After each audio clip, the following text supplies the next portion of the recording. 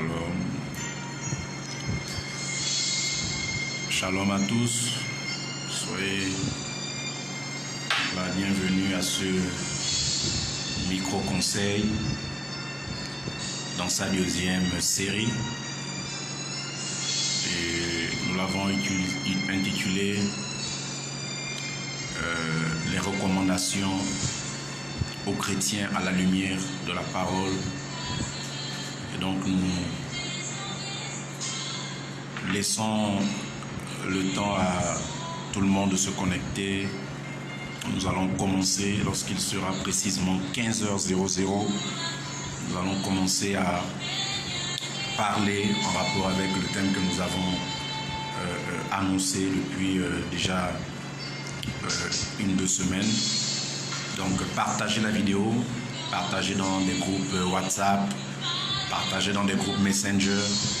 Et lorsque vous êtes en ligne, faites-le nous savoir. Ce sont des bons moments que nous allons passer dans la présence du Seigneur. Sois confortablement assis. Sois confortablement assis. Alléluia. Nous voulons écouter aussi cette belle adoration.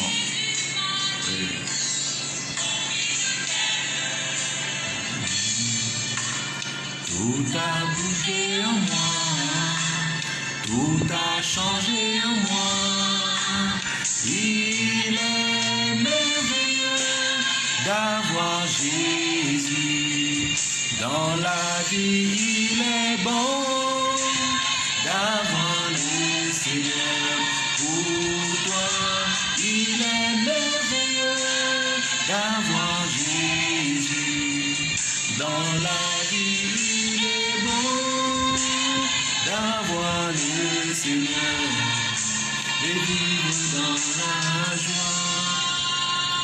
Lucrèce Warren, soyez la bienvenue à ce micro-conseil.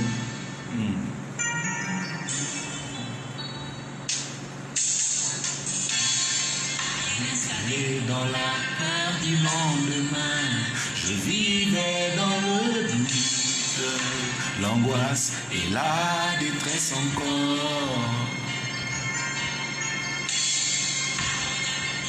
Était bien incertain et ma vie en point tiré.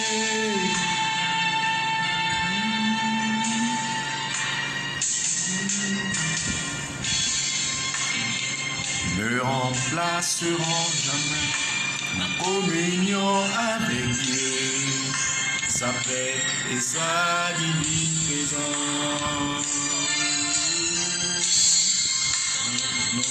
De ton amour, Seigneur, ma vie est assurée.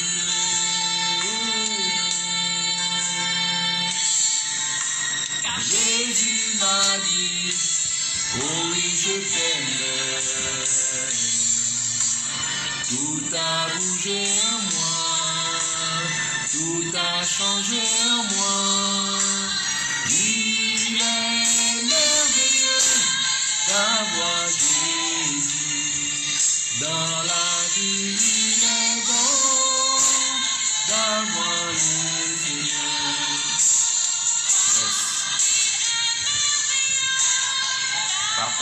Partagez la vidéo à des amis, dans des forums, partagez la vidéo. Alléluia.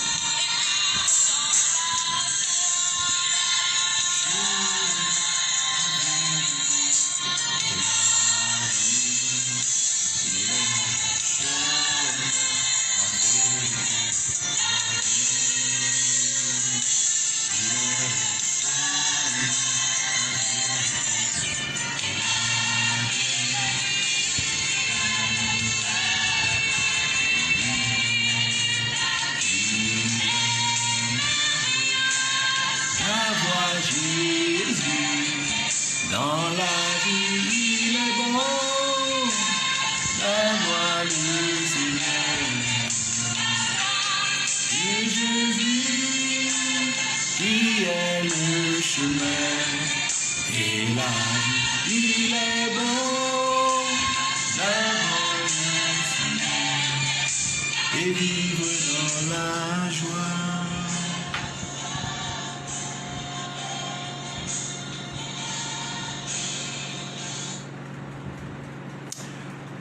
Alors encore une fois, soyez la bienvenue à ce micro-conseil et je vous exhorte, je vous encourage à partager la vidéo, à la relayer sur des forums WhatsApp, sur des forums Messenger. Partagez la vidéo pour que un plus grand nombre se connecte avec nous et que nous ayons des temps ensemble, des temps de prière, des temps de parole à la gloire de Dieu, à la gloire de notre Seigneur et Sauveur Jésus. Donc soyez présents, partagez encore le micro-conseil. Ce sont des temps édifiants et dont nous avons besoin. Et donc, comme je le disais en introduction, eh bien, nous allons parler aujourd'hui aux chrétiens lorsque de tels événements comme ceux que le monde connaît, c'est-à-dire la mort qui se répand à grande échelle, avec une très grande proportion dans les nations, sur toute la planète humaine. Nous avons besoin que les chrétiens soient édifiés, que les chrétiens sachent quelle attitude, quel comportement adopter en de tels moments, en de telles situations, en de telles circonstances. Et c'est pourquoi nous avons voulu partager avec les chrétiens et toutes les personnes qui ont déjà accepté le Seigneur. Même si tu ne l'as pas encore fait, tu n'as pas encore accepté le Seigneur, je le crois par la foi qu'au terme de ce micro-conseil, tu auras l'occasion de donner ta vie également à Jésus. Parce que nous sommes dans des temps où le Seigneur a besoin que des hommes et des femmes se confient en lui, que des hommes et des femmes viennent à lui. Et donc que ton esprit et ton âme soient disposés tout au long de ce partage de la parole. Et donc je vais lire avec vous un texte dans le livre de la Genèse. Je vais lire dans la Genèse chapitre 7 et je vais prendre le premier verset uniquement. Je vais prendre uniquement le premier verset. La Bible dit exactement ceci, je suis dans la version Le Semeur. La Bible dit « Puis l'Éternel dit à Noé, entre dans le bateau, toi et toute ta famille, car je ne vois que toi qui sois juste au milieu de tes contemporains. » Donc ça, c'est une parole que Dieu lui-même donne à Noé. Et vous connaissez bien l'histoire de Noé. C'est pourquoi d'ailleurs, aujourd'hui, nous allons être instruits par Noé. Nous allons être édifiés par Noé. Et nous allons être éclairés par la vie de Noé. Nous allons être éclairés par l'attitude de Noé. Et je veux que toutes les personnes qui suivront ce micro-conseil, qui suivront ce direct, qu'elles puissent avoir un esprit disposé, qu'elles puissent avoir une âme qui est volontaire à la parole de Dieu. Et donc nous connaissons bien l'histoire de Noé. Et en fait, lorsque les hommes avaient commencé, ou du moins avaient progressé, avaient continué, s'étaient enracinés dans les mauvaises œuvres contre Dieu, contre eux-mêmes, la violence avait atteint un niveau incontrôlable. Et les hommes devenaient de plus en plus méchants. Et les hommes avaient une vie que Dieu n'appréciait pas. Et les hommes avaient des comportements qui n'honoraient pas Dieu. Et donc Dieu, pour manifester, Dieu pour exprimer son mécontentement par rapport à la vie que les hommes avaient choisie, et Dieu va décider d'exterminer toute la création. Il va décider d'éliminer tous êtres vivants. Et donc il va dire à Noé que toi, j'ai vu que tu n'es pas comme les autres. J'ai vu que tu n'as pas le même comportement. J'ai vu que tu n'as pas un esprit de haine. J'ai vu que tu n'es pas dans la corruption. J'ai vu que tu n'as pas un vêtement souillé. J'ai vu que tu n'as pas le vêtement de l'impureté. J'ai vu que tu n'as pas le vêtement de l'impudicité. J'ai vu que tu n'as pas le vêtement de la méchanceté. Et donc, comme toi tu es différent, comme toi ton attitude, comme toi ta vie n'est pas comme la vie des autres hommes, comme la vie de tes contemporains, je vais t'épargner le supplice que j'ai prévu. Je vais t'épargner la colère que j'ai prévue, afin que les hommes soient complètement exterminés. Et donc Dieu donne des recommandations à Noé. Il dit à Noé, il faut que tu construises une arche. Et en fait, tu vas vivre dans cette arche-là au moins pendant 40 jours. Et lorsque Dieu demande à Noé de construire l'arche, et que Noé et sa famille devaient rentrer dans l'arche, parce que Noé et sa famille ne devaient pas subir la colère du ciel. Et en fait, c'est aussi l'image du confinement. C'est aussi l'image de la mise en quarantaine. Donc en fait, Dieu, alors qu'il devait relâcher sa colère et que la mort devait attaquer les êtres vivants, les êtres humains, Dieu pour épargner Noé, met Noé en quarantaine. Dieu pour épargner Noé et sa famille, met Noé et sa famille en isolement. Il dit, vous allez être pendant au moins 40 jours. Pendant 40 jours, vous serez en confinement. Pendant 40 jours, vous serez en isolement. Et pendant que moi, je vais relâcher la mort. Et la mort que Dieu avait relâchée était une mort par la noyade. Et la mort par la noyade, c'est une mort qui s'attaque aux poumons. La mort par la noyade, c'est une mort qui empêche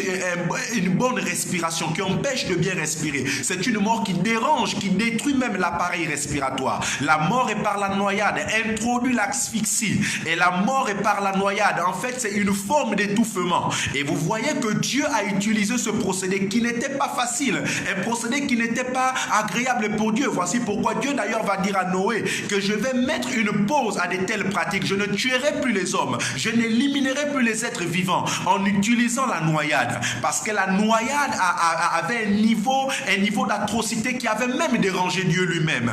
Et donc Dieu dit à Noé, non, je ne vais plus utiliser la noyade. Je ne vais plus utiliser ce procédé parce que ce procédé, j'ai vu combien il est très douloureux pour les êtres vivants. Et donc vous voyez que la noyade provoque les problèmes respiratoires, provoque même les étouffements. Et Dieu ne pouvant plus utiliser la noyade pour éliminer les êtres vivants, et en fait, c'est comme si les effets qui accompagnent la mort par la noyade ont été translatés dans les effets qui accompagnent la mort par le Covid-19. Parce que vous allez faire le constat, et même lorsque vous demandez un peu, vous vous renseignez un peu, vous voyez que le Covid-19 provoque des problèmes de pneumatiques, et provoque les problèmes respiratoires, et dérange le système respiratoire. Et c'est comme une forme d'étouffement qui se manifeste également lorsque la mort par le Covid-19 apparaît. Donc en fait, il y a eu comme un transfert d'éléments qui provoquent la mort par la noyade dans le Covid-19. Et vous comprenez que Dieu avait dit qu'il n'allait plus utiliser la noyade. Mais ça ne veut pas dire que la colère de Dieu, lorsque l'homme se met en dehors de sa parole, allait être une colère qui n'allait pas s'exprimer. La colère, elle s'exprimait toujours et la colère allait toujours s'exprimer. Donc Noé a échappé à la noyade. Et la noyade, si on pouvait catégoriser la mort, n'est pas quelque chose d'agréable, n'est pas quelque chose de plaisant à regarder, n'est pas quelque chose de beau à voir. C'est pourquoi Dieu a dit que je ne frapperai plus les êtres vivants par la noyade. Et la Bible dit après que Noé ait construit l'arche, Noé est rentré dans l'arche. Noé a été mis en quarantaine. Mais pendant que je suis en train même d'abord de parler de la noyade, et là je veux m'adresser, peut-être que dans ton corps, tu as des problèmes respiratoires, peut-être que dans ton corps, tu as des problèmes d'étouffement, peut-être que dans ton corps, tu as du mal à bien respirer. Pendant que je relâche la parole, je demande au Saint-Esprit d'aller te trouver là où tu es, afin que tes poumons soient restaurés, afin que ta respiration soit restaurée, que le Saint-Esprit vienne éponger cette difficulté par le sang puissant et merveilleux de Jésus. Je m'écris un amen bien que si tu es dans cette condition, dans cette situation, que le ciel puisse t'apporter la guérison dont tu as besoin.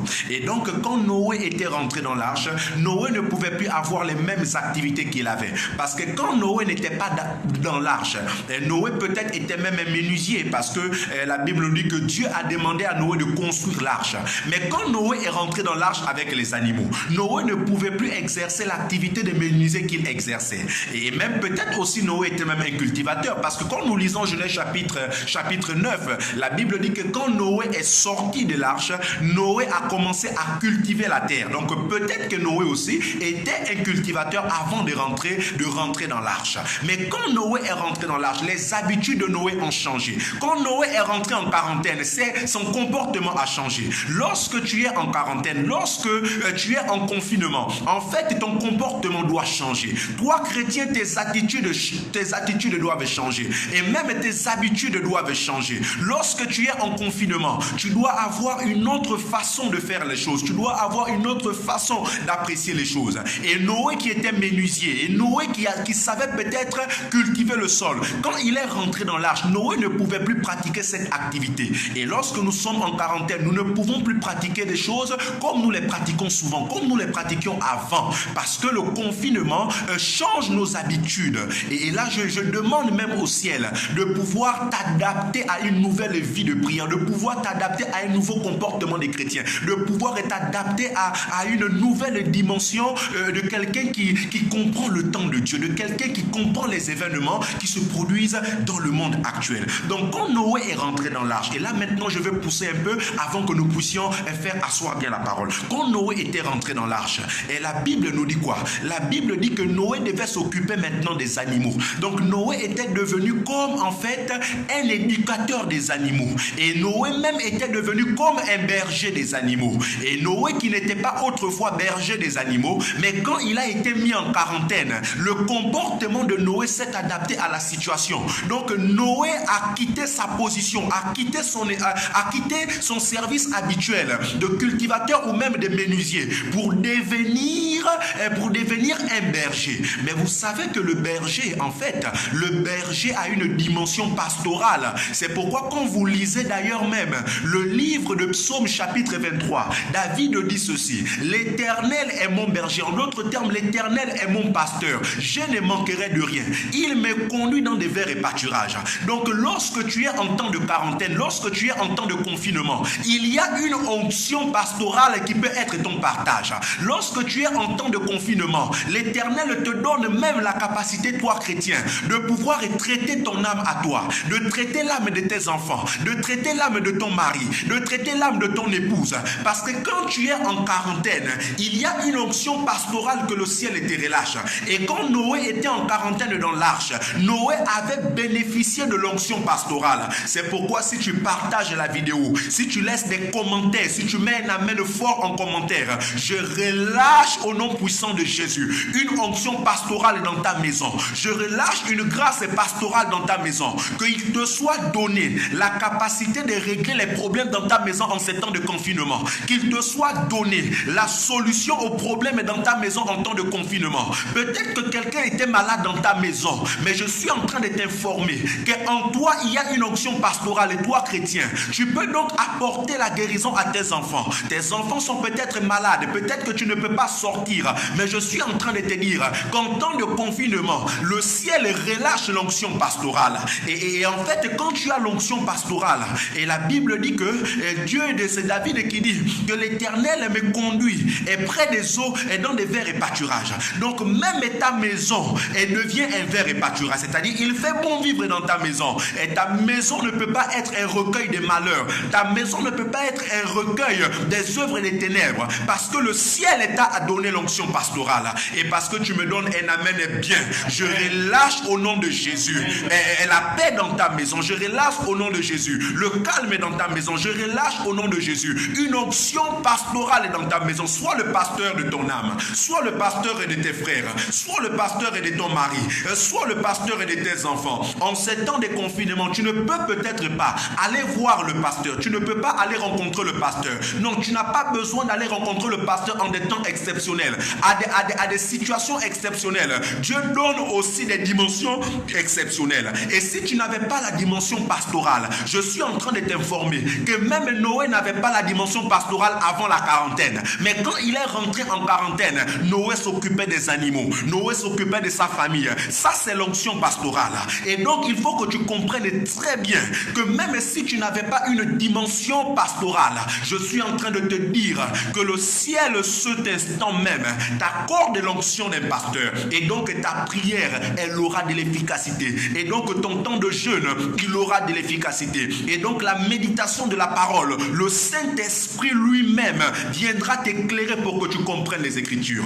Et donc, c'est la première chose que je vais rappeler aux chrétiens. C'est qu'en temps de quarantaine, en temps de confinement, il y a une onction que le ciel relâche dans la vie des personnes qui s'attachent à Dieu, dans la vie des personnes qui ont une relation avec Dieu, dans la vie des personnes qui sont amies à la prière, dans la vie des personnes qui sont amies au jeûne, dans la vie des personnes qui sont attachées à la parole. Le ciel relâche déclenche forcément une onction pastorale. Donc si je n'ai pas pu prier pour toi, ce n'est pas la peine de te plaindre, ce n'est pas la peine de t'alarmer, mais sache que pendant ces temps-là, tu as une onction et cette onction ne te lâchera pas au nom puissant de Jésus. Cette onction ne te quittera pas au nom puissant de Jésus. Quelles que soient les situations qui vont arriver, comprends une chose, c'est que tu as la clé de ces problèmes, tu as la clé de ces événements, tu as la clé de ces situations. Et donc nous disons aux chrétiens qu'en temps de confinement, nos habitudes doivent évoluer, nos attitudes doivent évoluer. Nous devons comprendre que nous avons l'onction de Dieu en nous. Nous devons comprendre que nous avons la capacité de régler les problèmes.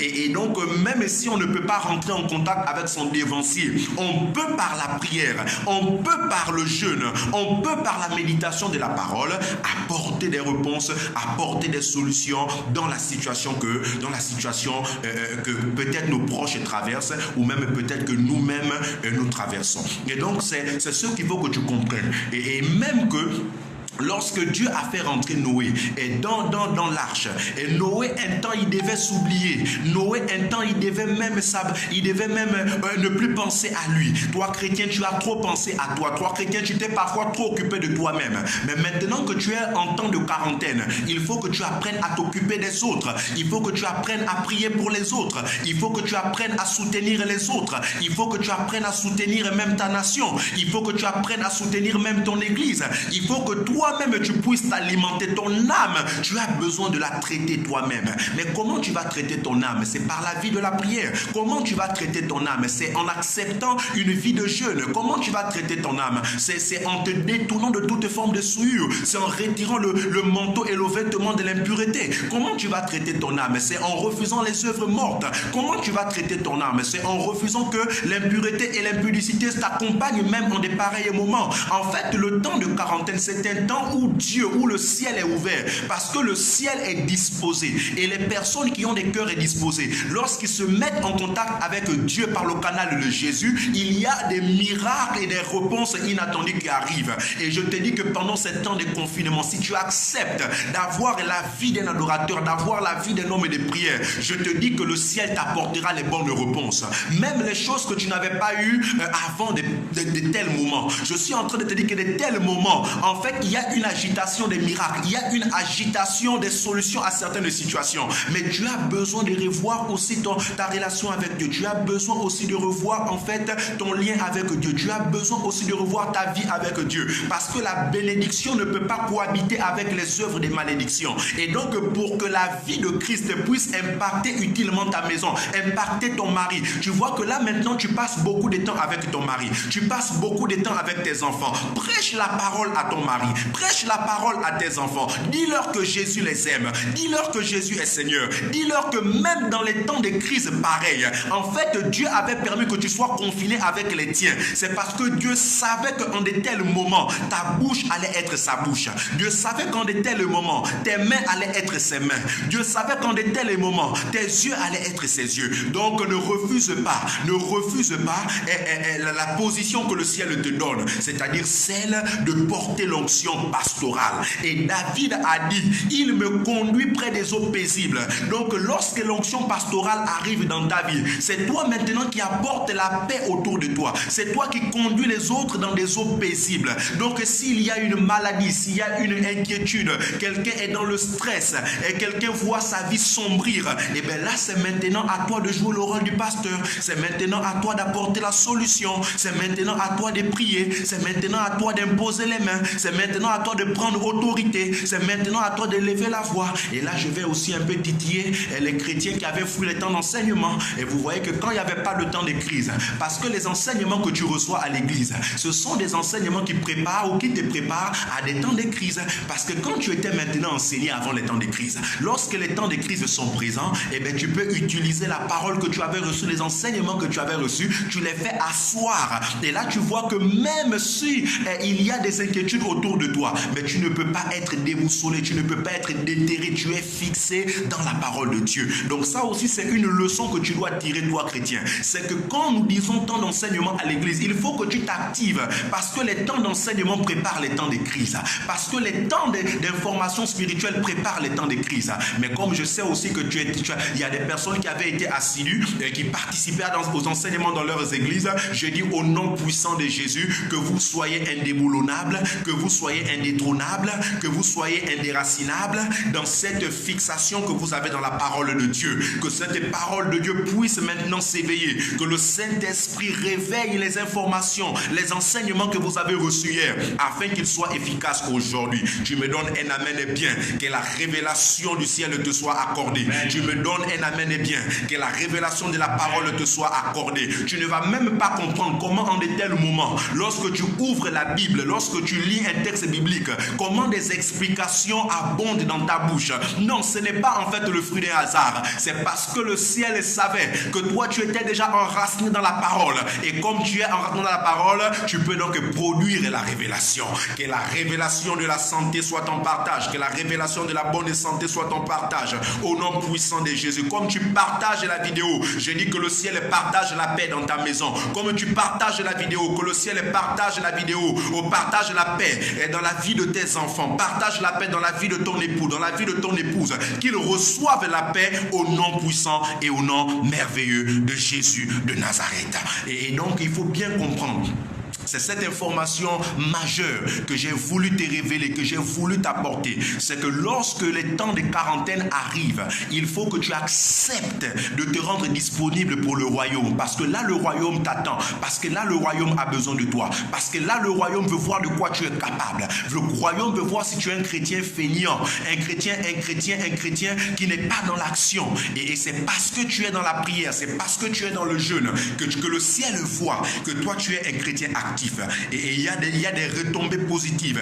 Vous voyez, lorsque Noé était sorti de la quarantaine, quand Noé avait quitté la quarantaine, et la Bible dit quoi? Que Dieu a donné, vous lisez Genèse chapitre 9, la Bible dit que Dieu a donné à Noé une autorité sur la terre, une autorité sur les nations. Et donc là maintenant je vais t'expliquer quelque chose aussi. C'est que le temps de confinement, le temps de quarantaine, c'est un temps où Dieu prépare ton autorité. C'est un temps où Dieu prépare même ta domination. Donc le temps de quarantaine n'est pas un temps où Dieu fait disparaître tes capacités spirituelles. Mais le temps de confinement, c'est le temps où Dieu affine tes capacités spirituelles. Donc lorsque la quarantaine sera terminée et que les activités reprendront, parce que tu as été dans un temps de formation, parce que la quarantaine est un temps de formation, tu vas te rendre compte que ton autorité surpassera l'autorité d'autres personnes. Et même quand tes activités vont reprendre, tes activités auront une efficacité que d'autres n'auront pas. Parce que toi, tu as mis à profit le temps de la quarantaine. Quand Noé était sorti de la quarantaine, la Bible dit que Dieu lui a donné l'autorité sur la terre et sur les animaux. Je dis au nom puissant de Jésus, que le ciel puisse te former pendant ce temps de quarantaine, que ton autorité soit formée pendant ce temps de quarantaine, afin que lorsque la quarantaine sera terminée, que tu sois un homme influent, que tu sois une femme influente, que ton autorité ne soit pas remise en cause. Quelqu'un avait-il une activité? Ton activité aura une meilleure autorité. Quelqu'un avait-il des affaires? Tes affaires auront une meilleure autorité. Quelqu'un avait-il une vie de prière? Parce que toi, tu t'es revêtu de l'onction du ciel. Je te dis que ta vie de prière va relâcher une véritable autorité. Lorsque tu parleras, les signes accompagneront ta parole. Lorsque tu déclareras, le ciel amènera à l'exécution. Parce que tu as profité du temps de la quarantaine pour t'investir dans les choses du royaume, dans la parole et dans la prière. Et donc, il y aura un dégagement onctionnel qui va accompagner tes œuvres, qui va accompagner ta vie, qui va accompagner tes activités. Parce que tu me dis amen, que cela soit ton partage. Parce que tu dis amen, que cela soit ton partage au nom puissant de Jésus. Et donc vous comprenez que le temps de la quarantaine, c'est un temps qu'il faut mettre à profit, toi chrétien. Ce n'est pas un temps où il faut somnoler. Ce n'est pas un temps où il faut suivre simplement la télé, les séries télévisées. Mais le temps de la quarantaine, vois ça comme une retraite spirituelle. Une retraite où le ciel te ressource. Une retraite où le ciel et le Saint-Esprit te remplissent complètement. Et quand le Saint-Esprit te remplit complètement, complètement. C'est pour que sortant du temps de la quarantaine, tu puisses impacter ton environnement et ton milieu. Donc ton environnement et ton milieu ne peuvent plus rester les mêmes à l'issue de la quarantaine. Si ton environnement reste le même, c'est que le temps de quarantaine ne t'a pas profité. Mais si ton environnement change, si ton environnement devient différent, c'est que en fait le temps de la quarantaine, tu l'as mis à profit pour que le règne de Dieu puisse aussi se manifester autour de toi. Et nous ne voulons pas être des chrétiens qui n'ont pas des vies, qui n'ont pas des vies qui témoignent de la gloire de Dieu. Nous devons être des chrétiens qui ont des vies qui manifestent et qui témoignent de la gloire de Dieu. Et donc je dis que si tu mets à profit véritablement les temps de la quarantaine, les hommes ne te reconnaîtront plus. Lorsque les hommes te verront, ils vont se poser des questions. Qu'est-ce qui s'est passé? Ils vont se poser des questions. Pourquoi ta vie a progressé? Ils vont se poser des questions. Pourquoi tu as atteint un tel niveau de prière, un tel niveau spirituel avec ton Dieu? C'est parce que toi tu n'es pas resté en train de somnoler. C'est parce que toi tu n'es pas resté dans les futilités. C'est parce que toi tu n'es pas resté à suivre simplement les séries télévisées. Mais toi tu es resté à rechercher la face de Dieu. Donc lorsqu'il y a des temps de quarantaine, c'est aussi un temps pour que ta vie spirituelle puisse un peu progresser, puisse un peu s'accroître. Parce que toi tu disais souvent, rappelle-toi, tu disais souvent que tu n'as pas le temps d'aller à l'église, tu n'as pas le temps de prier parce que tu bossais beaucoup, le boulot te prenait beaucoup du temps, tu avais tellement des occupations. Bon, maintenant qu'il n'y a plus d'occupation, maintenant que le boulot a été mis en pause, maintenant que d'autres activités ont été mises en pause, tu comprends que là le ciel est en train de t'interpeller, toi chrétien, parce que le ciel sait que ton impact est nécessaire pour que le règne de Dieu puisse s'étendre un peu plus loin, que le règne de Dieu s'étende au travers de toi, que ta vie étende le règne de Dieu, que ta parole étende le règne de Dieu, que tes œuvres étendent le règne de Dieu, parce que tu me donnes un amen aromatisé. Je dis au nom de Jésus, lorsque tu sortiras du temps de la quarantaine, et toi chrétien, toi qui es vrai avec Dieu, tu vas voir que ta vie va dégager un rayonnement qui va illuminer ton milieu, qui va illuminer ton entourage. Les gens penseront en fait que tu es une nouvelle créature et ils n'auront pas tort, parce que tu es devenu une nouvelle créature, tu es devenu une créature christique. Ça veut dire que ta vie dégage de l'onction, ça veut dire que ton regard dégage de l'onction, ta présence dégage de l'onction. Il y a même des présences qui ne pourront plus être au milieu de toi, parce que tu as mis à profit le temps de la quarantaine. Oh, que Dieu te fasse monter véritablement, que Dieu te fasse progresser véritablement, que Dieu te fasse atteindre une sommité dans la prière, que Dieu te fasse atteindre un sommet dans ta dimension spirituelle. Tu donnes un amen et que ces choses soient ton partage. Amen. Et donc vous comprenez, et je vais m'arrêter un peu et nous aurons aussi des temps de questions, parce que c'est des temps édifiants où nous avons besoin des questions. Et pour bien expliquer aussi, parce que nous avons vu beaucoup d'attitudes aussi de certains chrétiens qui nous ont un peu dérangés.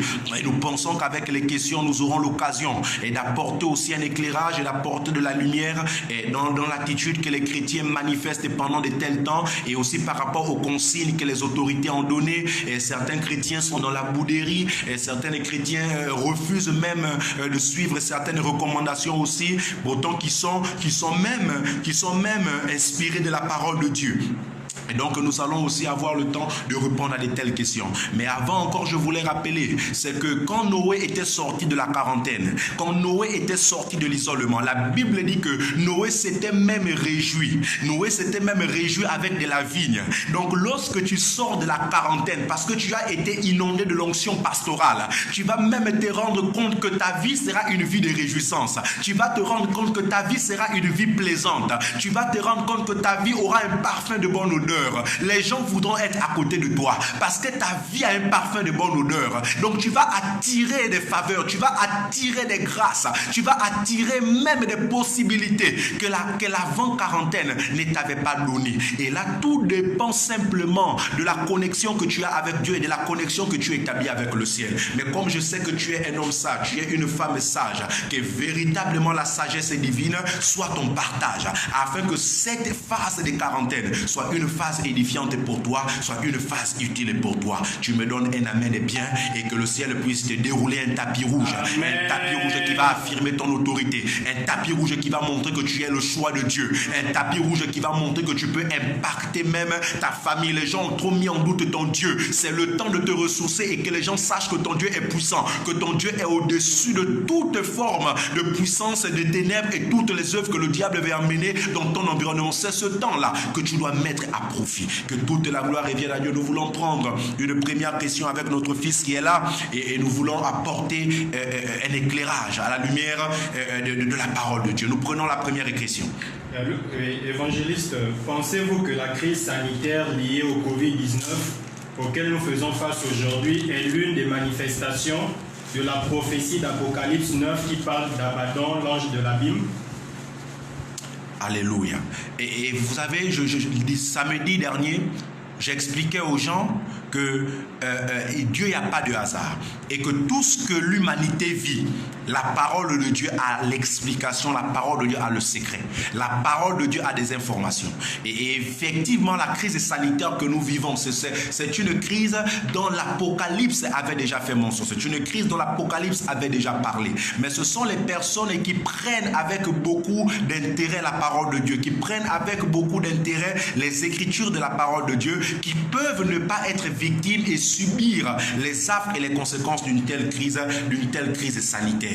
Et donc la crise sanitaire, elle arrive en fait, et la Bible avait déjà donné des informations par rapport à cette crise que nous connaissons là. Et vous voyez, même quand je suis en train de vous parler, de la mort par la noyade, lorsque j'ai évoqué certains effets qui accompagnent la mort par la noyade, c'est-à-dire l'asphyxie, c'est-à-dire l'étouffement, c'est-à-dire les problèmes respiratoires, vous voyez en fait que dans la mort par le Covid-19, on retrouve aussi les mêmes effets. On retrouve aussi les problèmes respiratoires, on retrouve aussi les problèmes d'asphyxie, on retrouve aussi les problèmes d'étouffement. C'est comme si en fait les effets de la noyade avaient été translatés dans les effets de la mort par le Covid-19. Pour vous dire que en ce temps de Noé, il n'y avait pas encore la peste. Et comme Dieu avait promis qu'il ne pouvait plus utiliser la noyade pour tuer, et bien Dieu aussi a peut-être fait translater certains effets qui accompagnaient la brutalité de la mort par la noyade dans le Covid-19. C'est pourquoi la mort est tellement brutale. Vous voyez combien de fois les morts se comptent en milliers. Et ça, en fait, c'est une colère que le diable a utilisée pour détruire aussi la vie des fils de Dieu et détruire aussi la vie des peuples. Et parce que vous savez que quand Dieu est fâché, en fait, Dieu, il ne veut pas maudire quelqu'un. Les principes de sa parole ne sont pas respectés, le diable utilise ce défaut de respect de parole pour appliquer le malheur dans la vie des gens. Donc la crise sanitaire, effectivement, elle répond bien, elle est bien incluse dans le plan que Dieu avait prévu, c'est-à-dire celui de corriger toutes les personnes qui se mettent à l'écart de sa parole. Alléluia. Nous prenons une deuxième question. Certains leaders d'église tiennent des cultes à guichets fermés, refusant de souscrire aux mesures de fermeture des lieux de culte, telles que décidées par les autorités, au motif que c'est l'action du diable. Vous, en tant que ministre du culte, que pouvez-vous dire face à de telles réactions, face à de tels agissements? Alléluia. Et enfin, vous savez, en toute chose, il faut avoir de la sagesse. C'est très important d'avoir de la sagesse. Et puis, vous comprenez que la Bible dit dans le livre de Romains, chapitre 13, que toute autorité vient de Dieu. Et donc, nous ne pouvons pas respecter les autorités de notre pays lorsqu'elles nous donnent certaines recommandations, peut-être qui ne touchent pas à la vie de l'Église, nous respectons. Mais lorsqu'on donne des recommandations qui touchent en fait à la sécurité, ou du moins qui veut mettre les populations à l'écart d'un fléau, nous devons apprendre aussi à faire montre d'obéissance et de respect de la parole. Vous savez, je vais vous raconter une petite histoire. Et c'est même une histoire qui est inspirée du livre de Luc chapitre 4. La Bible dit dans Luc chapitre 4, je crois vous prenez le verset 10 et même le verset 11. Et ça, c'est le diable qui parle à Jésus. Il dit à Jésus que si tu es le Fils de Dieu, jette-toi du sommet du temple. Car Dieu avait dit qu'il va ordonner à ses anges de te porter afin que ton pied ne te passe sur une pierre. Mais qu'est-ce que Jésus a répondu au diable? Il a dit que tu ne tenteras pas l'Éternel ton Dieu. Ça veut dire que lorsque Dieu donne une recommandation, lorsque nous sommes informés de certaines situations, nous sommes informés de certains événements, nous n'avons pas besoin de tenter Dieu. Nous n'avons pas besoin de tenter Dieu. Vous savez que même en France, lorsqu'on parle de Mélouse, c'est une église qu'on appelle porte ouverte, dans laquelle il y a eu le plus grand nombre de contaminations.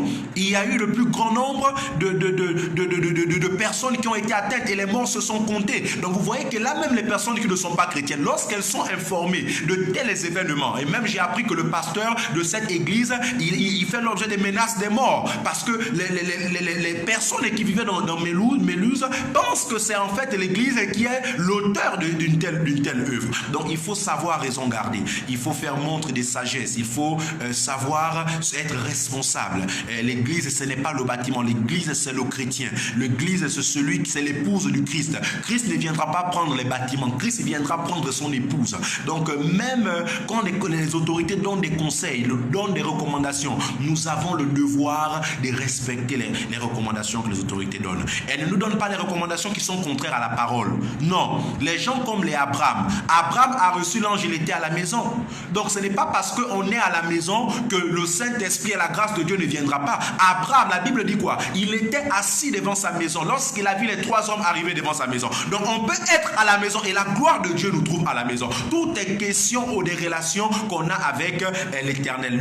Vous savez, le temple, le bâtiment est un lieu aussi important parce que c'est un lieu qui nous permet de communier dans la foi avec les frères, un lieu qui nous permet de partager les témoignages, un lieu qui nous permet de faire vivre des expériences en Christ et qui nous permet de nous soutenir, d'être forts les uns pour les autres. C'est ça en fait tout l'intérêt du temple. Mais lorsqu'il y a des moments exceptionnels et que le temple ne peut pas être ouvert, nous devons accepter de nous confiner, nous devons accepter de respecter les recommandations qui veillent évidemment à la bonne santé de tout le monde. Parce que les personnes qui ont été contaminées dans ces églises, en Corée, en France, c'était des chrétiens.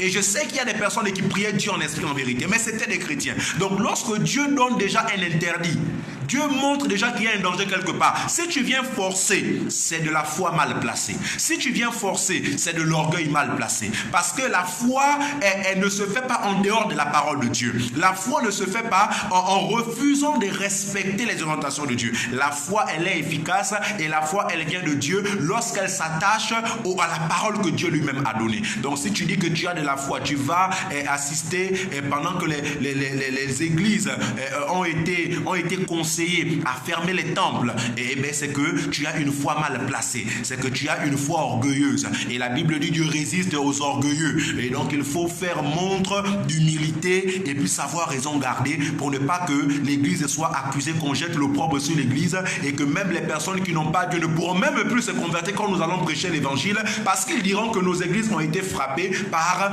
de telles épidémies. Donc évitons la confusion, évitons l'amalgame et acceptons d'obéir, de nous soumettre à certaines recommandations qui sont utiles. Pas des recommandations contraires à la parole de Dieu, mais des recommandations évidemment qui sont en phase avec la parole de Dieu. Alléluia. Une autre question?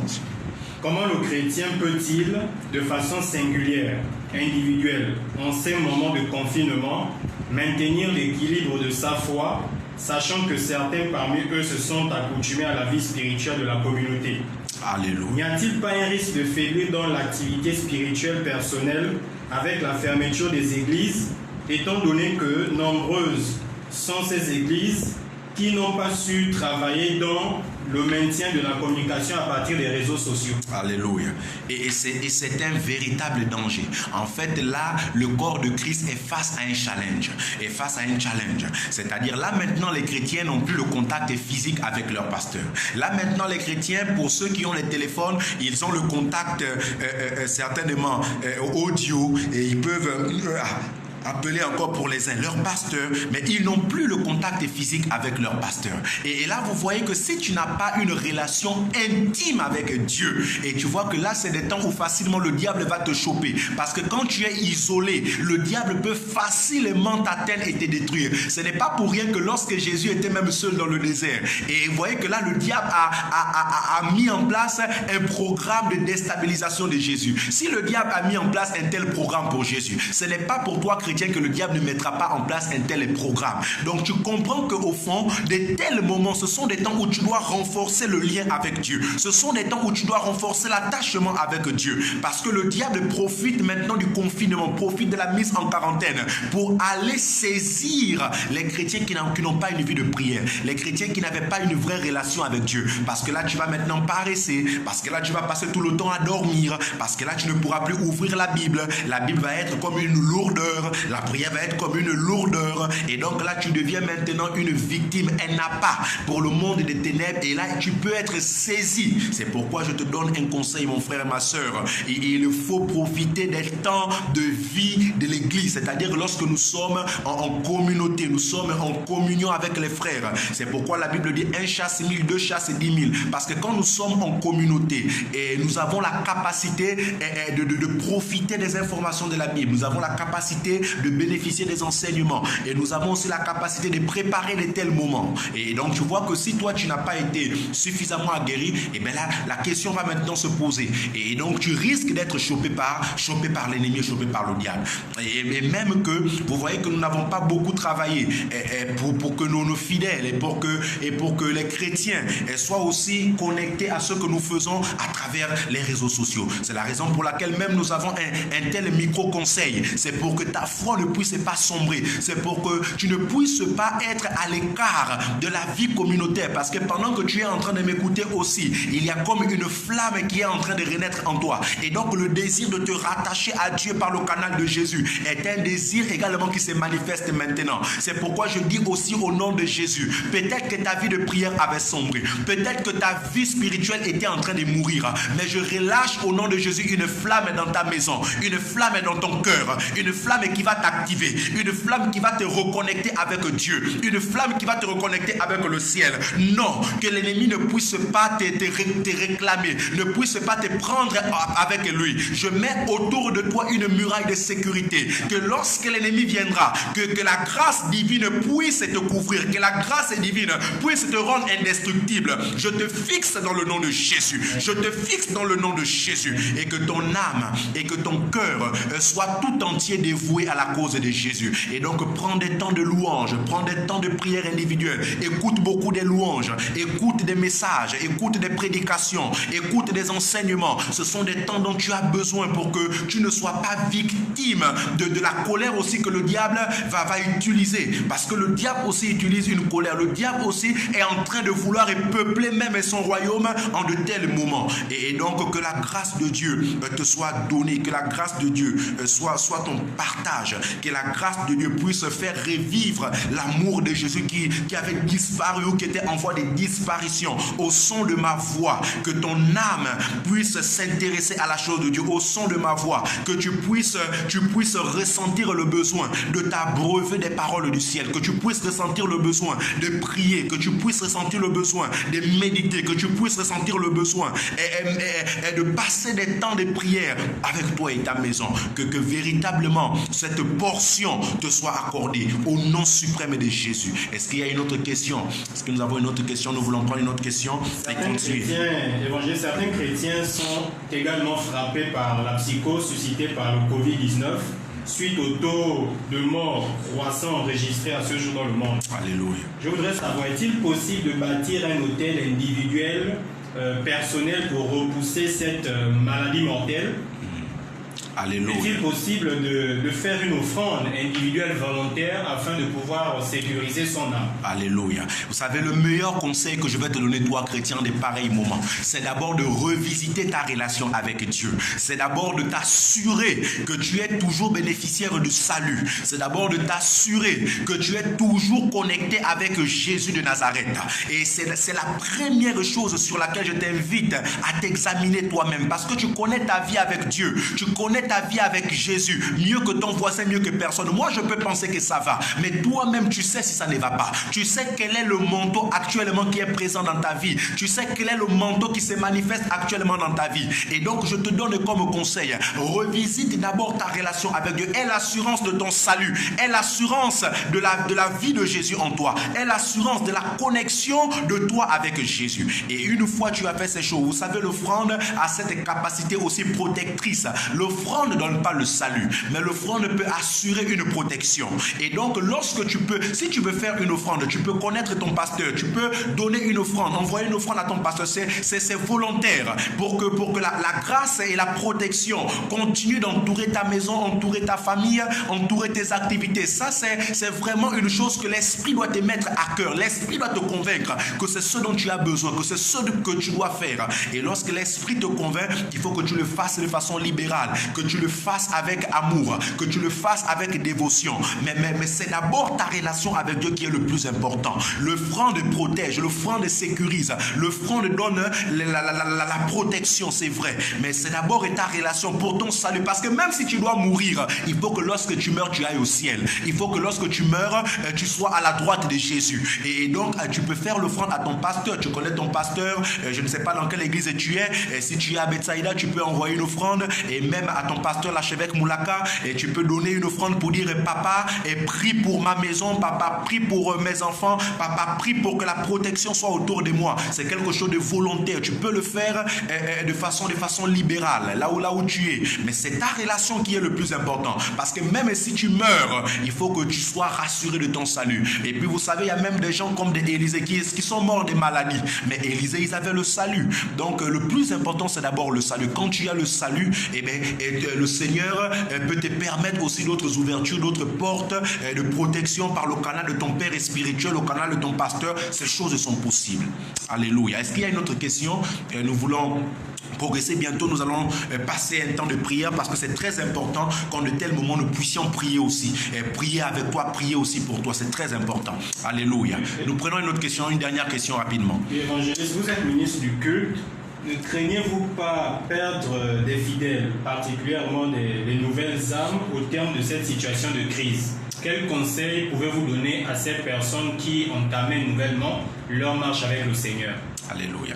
Pour toutes les personnes qui viennent de se convertir, pour toutes les personnes qui viennent de rentrer dans la famille de Jésus, dans la famille de Dieu, je vous donne comme conseil, si vous avez un téléphone, vous pouvez appeler votre dévancier pour qu'il vous envoie fréquemment des textes bibliques à méditer, pour qu'il vous donne des prières dans les psaumes. Et je vous conseille même d'ailleurs, vous qui avez une Bible à la maison, lisez les prières des psaumes. Vous ne savez peut-être pas encore prier et commencez par répéter les prières des psaumes parce que ça va vous aider, à entretenir aussi les temps de prière avec Dieu. Mais la prière, ce n'est pas compliqué. La prière, c'est simplement exprimer le besoin de son cœur. C'est simplement s'ouvrir devant Dieu, s'ouvrir devant l'Éternel et lui dire avec la bouche ce qu'on a sous le cœur, lui dire avec la bouche ce qu'on veut. Et donc, si vous n'avez pas ces possibilités, vous pouvez appeler un dévancier, qu'il vous envoie des textes bibliques, que vous puissiez méditer à la maison, qu'il puisse même prier avec vous au téléphone quand c'est nécessaire,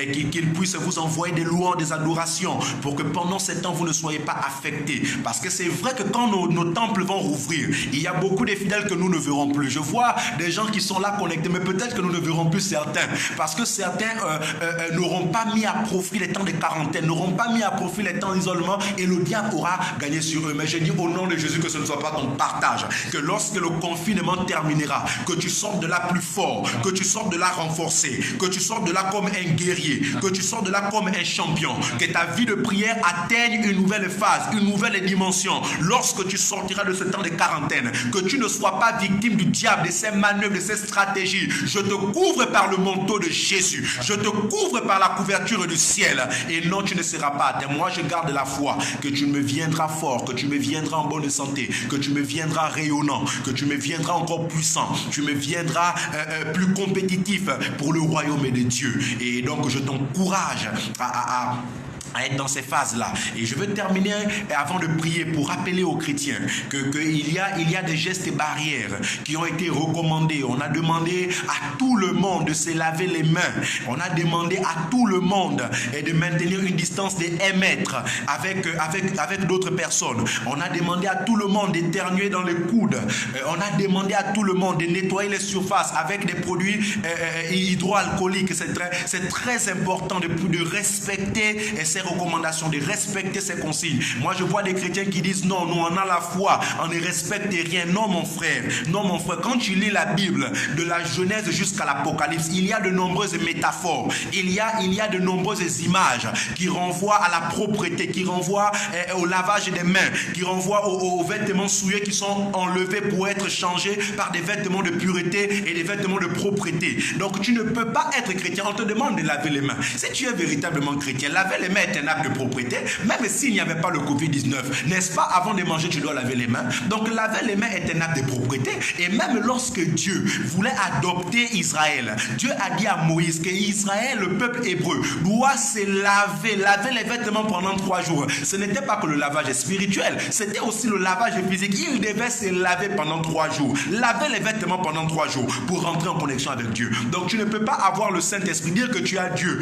mais ta vie n'est pas une vie de propreté. Si tu n'aimes pas laver les mains, c'est que tu as un esprit de saleté. Et parce que regarde bien, quand tu lis Matthieu chapitre 12, le verset 43, la Bible dit, lorsqu'un esprit impur est sorti d'un corps, il va dans les lieux arides, et quand il revient, il voit que la maison est propre, elle est balayée. Ça veut dire quoi? Que quand l'esprit impur est dans la vie de quelqu'un, vous allez constater qu'il y a la saleté, il y a la propreté. C'est quand il quitte qu'il y a la saleté, il y a le désordre. C'est quand il quitte qu'il y a la propreté.